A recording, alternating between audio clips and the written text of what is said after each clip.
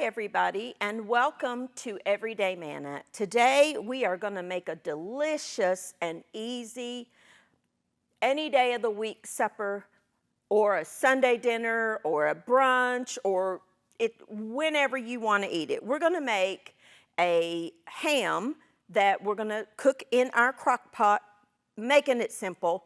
To go alongside that, we're going to have some creamed new baby potatoes and peas, and then some glazed carrots. So let's get started. We're going to put our ham in the crock pot. Now, I chose just a little small, kind of like one of half ham, if you will. You could use a spiral glazed. You could use, the whole ham that's like this big. You could use any kind of ham that you want. I just like this one.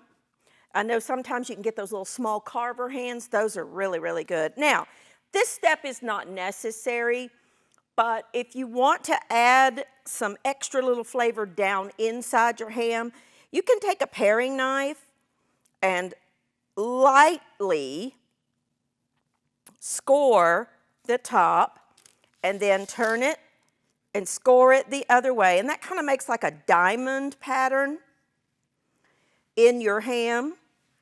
If you wanted to, you could take some whole cloves. I make a ham this way too, and put it in the center of each one of those little diamonds, and it just makes it pretty. You could put some ham rings on it, and not ham rings, but pineapple rings, and put your clove in there if you want to. Not necessary, but I'm just going to put it in the bottom of into my crock pot. And I'm going to mix the glaze for this. Now, really seriously, this could not be easier. I have in this container one of the bottles, the 16.9 ounces, I think it is. I'm choosing Dr. Pepper. You could use Coke. You could use whatever kind of drink that you like. I would not use the sugar-free or the zero artificially sweetened ones. I think that leaves an aftertaste on your ham. Now, I drink Coke Zero all the time. That's my favorite drink. But for this particular recipe, you want to use the regular full sugar ham or drink. I'm going to make it a little sweeter and add about half a cup of brown sugar and about, a teaspoon or so of dry mustard. This is just I like Coleman's brand, but any brand of dry mustard will do. If you don't have dry mustard, don't go buy it just for this recipe. If you wanted to add a little squeeze of Dijon, you could, or just leave it out. It would be fine. I like to stir that all together until all those ingredients get incorporated, and then pour this over your ham. You can, of course, do this in the oven if you would prefer. That will work. It either way. I just, for convenience sake and ease of cooking, do it in my crock pot, because that way you can put it in there in the morning and go about your day, go to church or wherever you're going, and then when you get home, dinner's done. Now, I don't add any salt because ham tends to be salty. Where is my lid? There it is, right in front of me. Put the lid on your crock pot. I like to cook it on low for about 4 hours or so. High for a couple of hours would be fine, because you got to remember, when you buy a ham like that, now I'm not talking about a fresh ham that is raw. I'm talking about a ham that you buy that's already cooked. It's already, smoked, or however they cook them. That different brands do differently. So you're really just heating it through. It's already cooked. You could slice that and eat it just as is, but I like it warm with that glaze, so I would put it on low for about 4 hours, or if you're in a real big hurry, put it on high for a couple of hours. It doesn't need a long, long time. Now, over here, I have a big pot of water, and I'm going to add some new baby potatoes whole. I'm using the little ones like this. If you don't have new potatoes like that and you want to just use regular potatoes, you can. Just make sure that you wash them really good. If you're using bigger potatoes, you'll want to cut them into, you know, inch-ish size chunks, good size chunks. Remember, if you're using the russet potato, Idaho potatoes, they're going to dissolve quicker. So watch them and make sure that you drain them when they're just barely tender. Those are going to take about, I don't know, 7 or 8 minutes. And we are going to make a bechamel sauce to go on top of that. Sounds fancy. Literally could not be easier. We are going to dice up an onion. We're going to make a roux here in just a little bit, and I want to dice up my onion. You could use a shallot if you wanted to. This is kind of just a medium-sized onion. If you don't like onion, you can leave this out. I personally love the flavor of cooked onion in things. Not a fan of raw onion. I'm just not. I know I hear people all the time, they love it. My husband loves them. My son Austin loves them in a salad, but I for whatever reason, just don't care for raw onion. There's not very many foods I don't like, but that is certainly one of them. I can't think of vegetable one that I don't like in some form. I don't like, you know, always. I don't like, for instance, the onion. I don't care for them raw, but I love them cooked. I don't like raw turnip. A lot of people will just slice a turnip and eat it, but I love them cooked. I don't care for raw broccoli, but I love it cooked. Now, cauliflower I love raw or cooked. I don't know. What is your favorite vegetable and how do you like them cooked? Now, we're just going to let those potatoes cook. I have another pot of water here that I'm going to bring to a boil, and I'm going to add, I'm taking the shortcut today, 1 bag of baby carrots. And you know, these are not really baby carrots.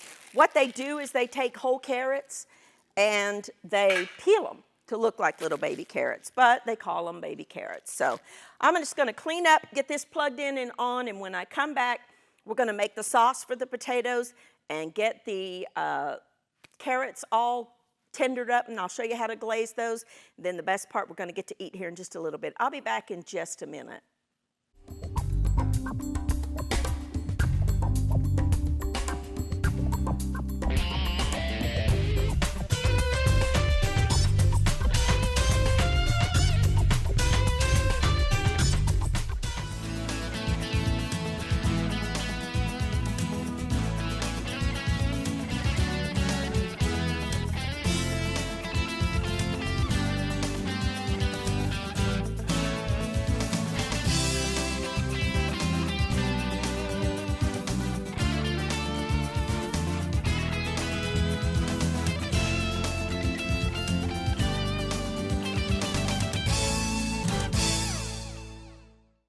All righty, welcome back. Now, we're going to do kind of a 2-for-1 sort of thing here.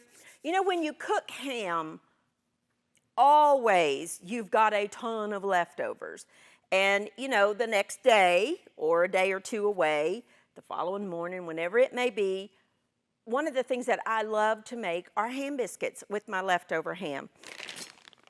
I love these just Grands frozen biscuits. I think they're delicious. I'm just going to cook some. I've got my oven preheating. They're frozen. You can cook as many or as few as you want. I'm just going to go ahead and cook all 12. This package comes with 12 of them. Just going to use them all. And I'm going to bake them. They take about 30 minutes. If you want to make homemade, go ahead. That's fine. I'm not. I'm just going to use the frozen kind, let them go for about 30 minutes, and I'm going to show you how to make a strawberry compote, if you will. Now, let's get started on my carrots are boiling. Let me turn those down just a hair. Potatoes are cooking. Let's come over here, and we're going to melt some butter, a couple of tablespoons or so of butter. And I'm going to add the onion that we diced. We're going to make the sauce, the white sauce, if you will, to go on the potatoes and peas, the little cream sauce. It's very, very simple. Not a difficult thing to make at all. Let me get a little spatula here. Well, maybe. All right, let's get this just melted. The butter. You want to have equal parts butter and flour. Just going to let that go and let the onions saute just a minute. Let's see, there, see, those are just boiling away. They look so good. I love cooked carrots. The potatoes are cooking. I'm going to add a little bit of salt. I need to refill my salt shaker or salt cellar. And a little bit of pepper. This is fresh ground. I ground it myself, but when I'm doing a lot of cooking, I just, tend to do a bunch at once, enough to last me, say, a week. I don't ever buy the pre-ground pepper, and you want to elevate your cooking. Let me tell you, ditch that pre-ground stuff that is dust. Get one of the little salt mills that, if you don't have a pepper grinder, they sell in the grocery store the little, they're about that high, and they're full of peppercorns, and they're just, you can grind them yourself. I probably have one somewhere, but I don't at the moment. Or get a pepper mill. There are lots of different kinds. I collect pepper mills. I love them. This is one of my favorites. This is a paper mate. You just twist it on the side. You've got your pepper right there. You fill it up here. Love this thing. You can get them on Amazon. Just, use fresh pepper. I promise you, it makes a world of difference. Okay, our onions have sauteed. I'm going to add just a little bit, equal parts. I use 3 tablespoons of butter, so I'm going to use about 3 tablespoons or so of flour. Whisk that in. Let it cook for about a minute. Now, if you don't want to use the onions, that's fine. What you will want to do is just melt the butter and then do the flour with the salt and pepper. But the onions add a little flavor to those peas and carrots, and it's really good. Need just a touch more flour. You really want it to look, for lack of a better term, lumpy. You want all of that butter absorbed into the flour. You don't want to see any piles of liquid. If you do see that, you need to add a little bit more flour and stir it in there. And then slowly, and I do mean slowly, I've got about 3 cups here of half and half. You could use regular milk. You could use heavy cream, but dilute it, like half heavy cream, half water, or just regular milk. Evaporated milk will work. Put just a little bit in your mixture. If you dump all of it in at once, you are going to have a clumpy mess. This is how you make gravy too. You want to get most of that flour dissolved into your liquid, and then you can add in the rest of your liquid. But you want to do it at first, you want to do it slowly and make sure you whisk. You see how it's coming together into a sauce? It's just yummy. I've got a little bit more here. It'll seem kind of loose at first, but then it'll just thicken up.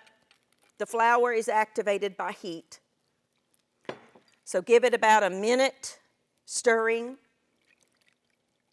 and you will have a delicious sauce to pour over our potatoes. Let's see if our potatoes are getting done. Yeah, they are. If you enjoy washing dishes, you can put this in a separate pot and then combine it at the end. I personally don't enjoy washing dishes.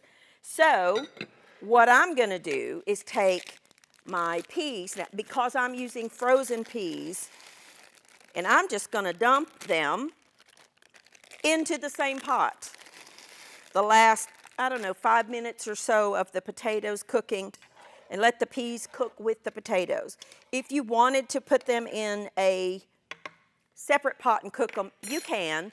If you don't have any frozen peas, if you're lucky enough to have fresh peas, even better. But if you don't have any frozen peas, you can use canned peas, but don't add them until the very, very end. Just proceed on, drain your potatoes, and then add your peas in. They just need to be heated. It takes literally about a minute.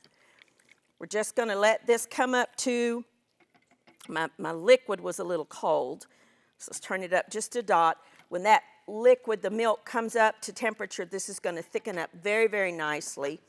Let's check our carrots. They should be good, but let's just pierce one to see.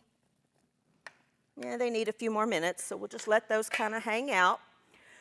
While this is coming up to a temperature, I'm going to clean up, check my biscuits here in just a minute. When I come back, we're going to get the strawberries ready to go, because to go alongside our breakfast biscuits the next morning, we're going to have some stewed strawberries. So I'm just going to let this cook, get my strawberries, and when I come back, I'll show you how to make those. I'll be back in just a minute.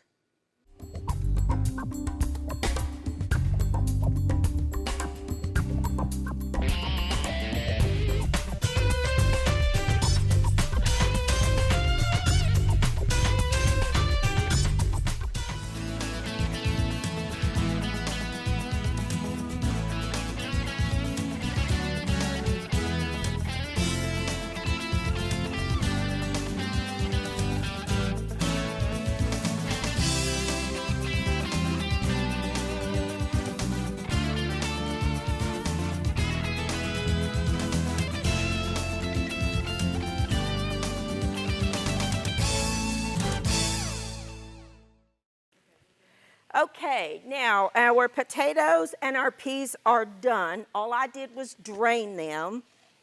And I'm going to add the sauce that we made to the potatoes. It smells so good. I can remember when I was a young lady, my mother always grew a garden.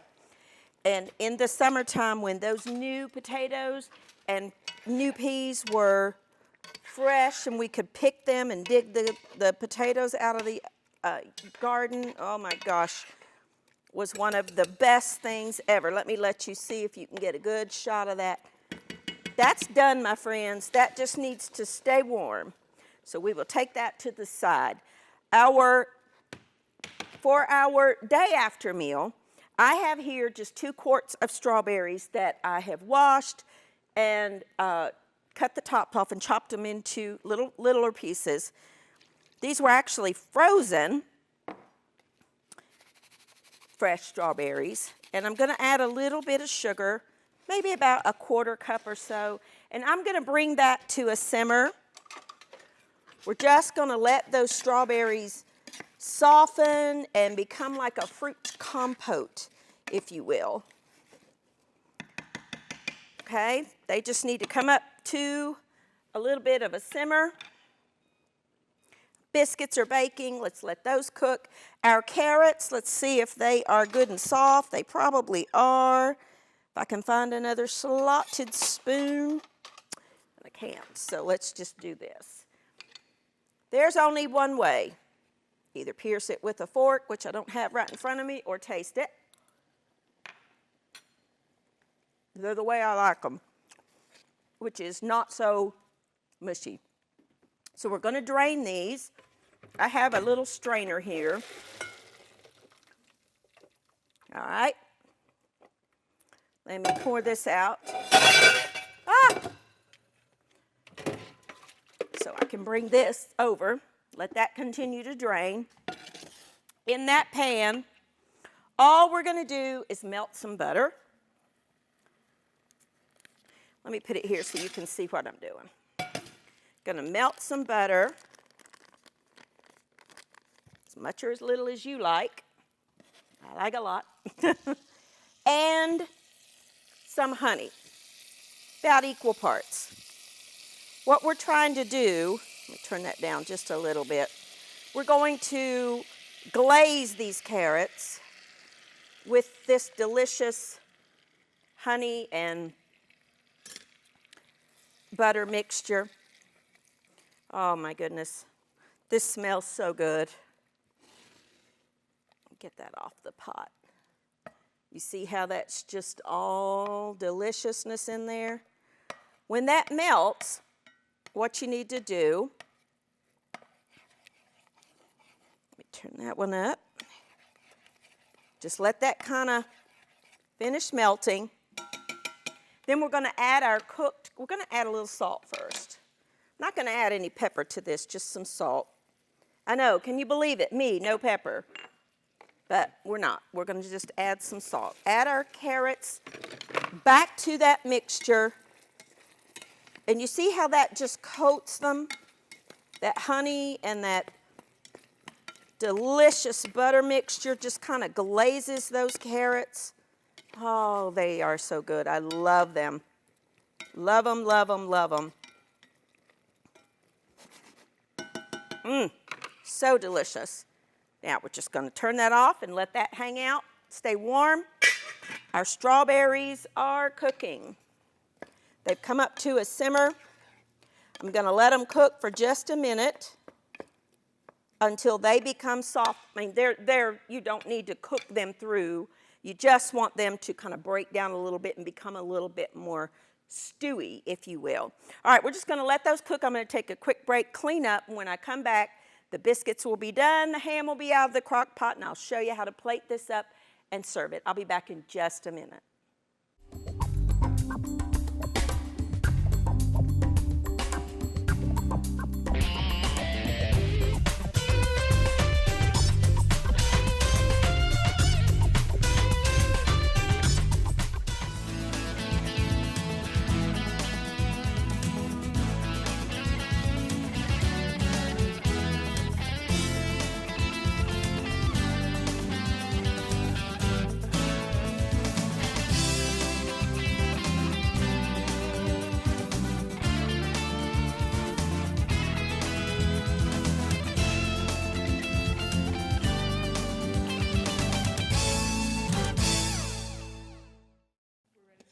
Okay, now the last step to finish up our carrots, and this is optional, but I think it just adds a brightness to it, is to just take a lemon and zest it over top of your carrots. It really just adds a little brightness.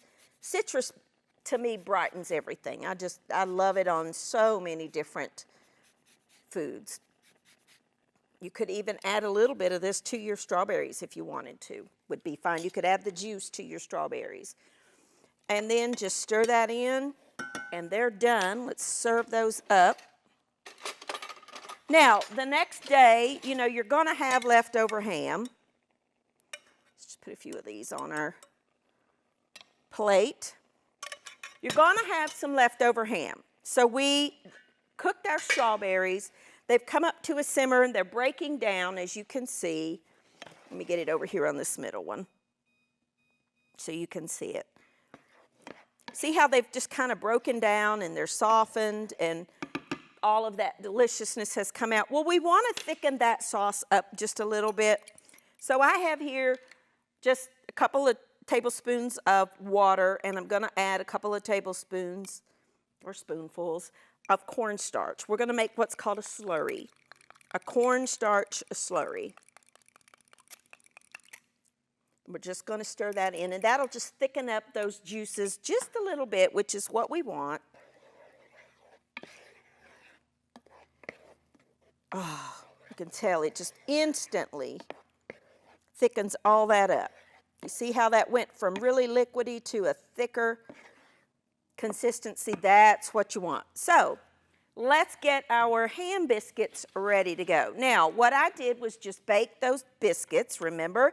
I sliced up some ham, and I have a couple of the biscuits here that I'm going to cut in half. And I've got some ham. I'm going to go ahead and cut that just a tiny bit more into bite sizes. You want to have enough ham to really taste it. So the next day, you have some delicious ham biscuits that you can make with what you're going to have, because you will have leftover ham unless you are feeding an army. And then to go alongside that, our delicious strawberry compote. So, so good. Again, you could add the juice of that lemon to that if you wanted to. But here are our wonderful, wonderful, easy 2-for-1 meal. We've got our ham that we baked in the crock pot. We cooked it in the crock pot with Dr. Pepper, a little bit of dry mustard, and some brown sugar. You could use Coke if you wanted to. Again, I would not use the diet. I would use the regular. We've got our honey glazed carrots with a little bit of lemon zest, and our creamed new potatoes and peas, which is supper number 1. And then for dinner or breakfast the next morning, or lunch or dinner, brunch, whatever you want, we just baked some biscuits. We cut up our leftover ham. You could, now mine is warm. If it's cold and you want to heat it up, just place it in a frying pan real quick and warm it up. If that's what you want to do, that is delicious. And then to go alongside our biscuits, we've got a wonderful little strawberry compote that we made with some fresh strawberries that we added a little sugar to, cooked them for about 10 minutes, and then we added a slurry of cornstarch and water. Thank you for joining with me. Try these recipes. Let me know what you think, and I'll see you next time on Everyday Manna.